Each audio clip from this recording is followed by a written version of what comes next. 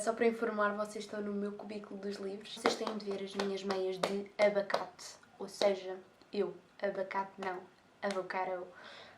Avocado. Adoro meias coloridas. Feeling good, like I should. When in dark, walk around the neighborhood. Olá, sejam muito bem-vindos a mais um vídeo. Tal como vocês viram no título, eu hoje decidi trazer-vos as minhas leituras de janeiro. Já algumas pessoas me tinham falado de eu trazer mais este conteúdo aqui para o canal e então finalmente eu decidi trazer. Dar-vos assim um bocadinho de contexto de cada um deles para vocês, se quiserem depois lerem. O primeiro livro que eu li em janeiro foi As Gêmeas de Auschwitz, como devem calcular, é um livro que se passa durante a Segunda Guerra Mundial. Fala de duas gêmeas com 10 anos, uma delas é a escritora deste livro. Foram utilizadas como experiências em Auschwitz pelo famoso médico Dr. Mengele, também conhecido como o Anjo da Morte.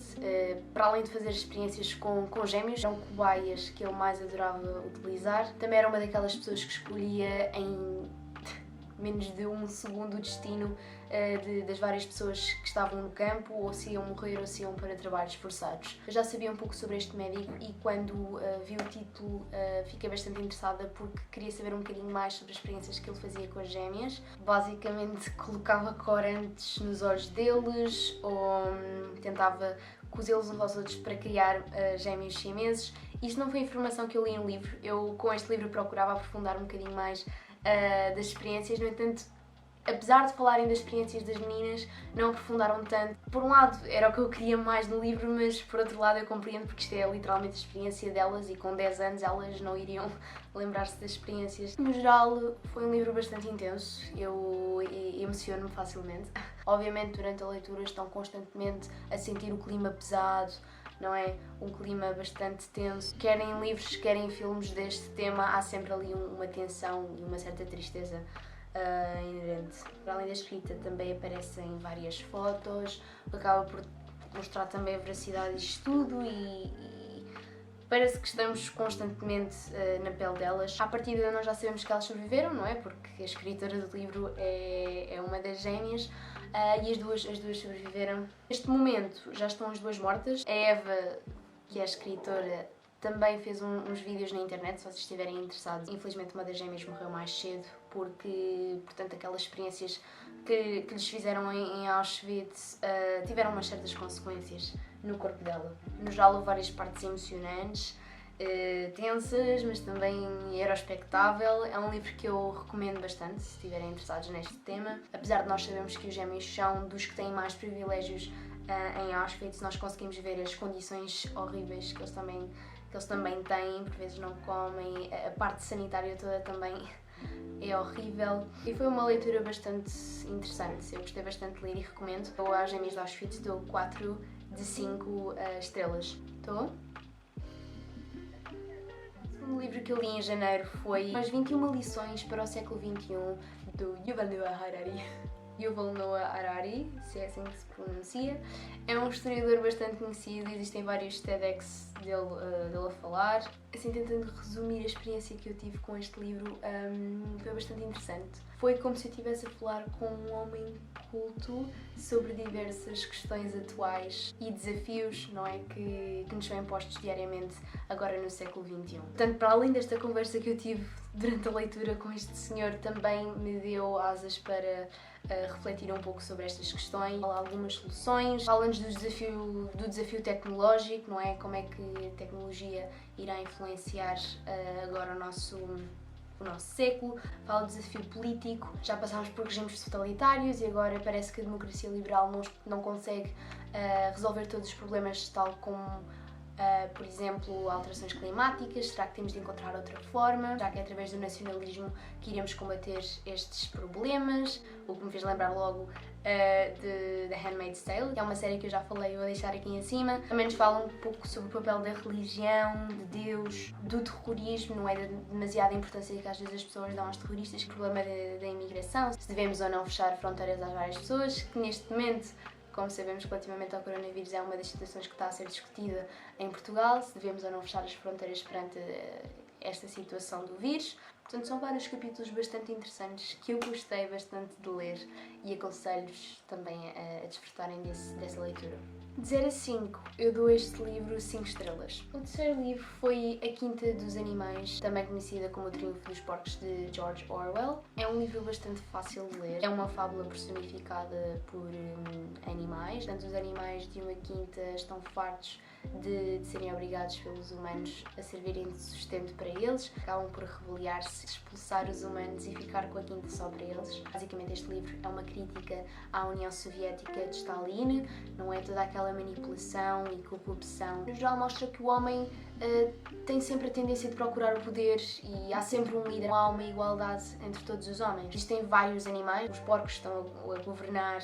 Temos cães, temos umbu. Eles no início acabam por colocar uma tabuleta com várias regras que esta quinta tem de ter e no final de contas parece que tudo aquilo acaba por ser deturpado e portanto eu dou 5 estrelas a este livro. Antes de vos falar do último livro, gostava de vos falar deste, que eu li em pouco tempo, mas é daqueles em poemas do Tim Burton, chama-se A Morte Melancólica do Rapaz Ostra e Outras Histórias. Não foi uma leitura que eu gostei assim muito. Eu honestamente gosto de muitas das histórias do Tim Burton, mas estas são bastante pequeninas, são mesmo daquelas com... Gosto bastante das ilustrações. São acompanhadas, as ilustrações são pequeninas e... não sei, não me chamaram tanta atenção. Mas pronto, isso não significa que vocês não gostem. Eu gostava de vos ler uma das que eu gostei assim mais. Chama-se O Bebê Âncora. Era uma vez uma linda menina que vinha do mar e só havia um sítio onde queria estar. Com um tipo andarilho que tocava numa banda, deixaria o oceano para cumprir a sua demanda. Ele era para ela o mais desejado e tentou de tudo para o ter a seu lado. Mas a vida dela, com a dele, andou desfasada. Deambulou pela terra sozinha e abandonada. Tentou parecer feliz, tentou parecer trágica, tentou cartas astrais, sexo e varinha mágica. Nada os podia unir, exceto talvez uma réstia de esperança. Uma coisa que lhes ancorasse os espíritos, talvez uma criança. Mas precisaram de uma grua para o parto do novo ente. O cordão umbilical era em forma de corrente. Nós temos aqui uma foto da criança que literalmente é uma pedra, uma âncora com uma corrente. Era feio e sombrio e muitíssimo pesado. Não tinha pele cor-de-rosa, só ferro enferrujado. O bebé que nascera para cimentar aquele amor encheu-os a ambos de um terrível mau humor. Por isso, para a sua banda regressou o andarilho, jurando que nunca mais se metia em tal sarilho. E lá ficou sozinha com o bebé para cuidar. Tornou-se tão opressivo que acabou por afundar. No fundo do mar, depois do seu amor, só restava ela, o bebé e uns peixes sem redor. Temos aqui uma foto dela, um desenho dela. Literalmente a criança era a âncora que a afundou. Não tenham crianças só para tentar unir o vosso amor ou reacender a vossa chama. Vou dar 3 estrelas a este livro. É mais daqueles livros que não é para ler todo de uma vez, se calhar esse foi o meu erro. É para de vez em quando abrir, ler, tentar ficar a pensar no assunto. Por fim, o último livro que eu li este mês não, em janeiro, foi O Príncipezinho, de Antoine de Saint-Exupéry. Eu já conhecia a história, também já vi um musical, mas nunca me atrevi a ler. A própria escrita é bastante delicada, tem imensas citações que nos levam a refletir um bocadinho. Eu achei um livro interessante, devem conhecer esta situação aqui do início, que é este desenho, não é? Que supostamente é um elefante dentro de uma cobra, mas que se nós perguntarmos aos adultos provavelmente vão dizer que é um chapéu, porque em vez de darem asas à sua imaginação, procuram sempre remeter aquilo que veem para experiências que já tiveram, e isto parece um chapéu. É a história do príncipezinho que vive com a sua rosa no planeta 612. Ele vai sair do seu planeta, vai conhecer outros planetas, vai dar de caras com um rei, com um geógrafo, com um contador de estrelas, uma raposa, uma serpente, entre outras pessoas, não é? Que, obviamente, nos vão dar certos ensinamentos sobre vários assuntos, a amizade, a forma como nós nos relacionamos com os outros. Às vezes devíamos valorizar mais as pessoas que temos à nossa volta, senão ainda ficamos sozinhos. É um livro bastante mágico, obviamente que é metafórico, bastante bonito. Eu dei-lhe 4 de 5 estrelas. Estes foram os livros que eu li durante o mês de janeiro. Eu espero mesmo que tenham gostado e até para a semana. Like I should.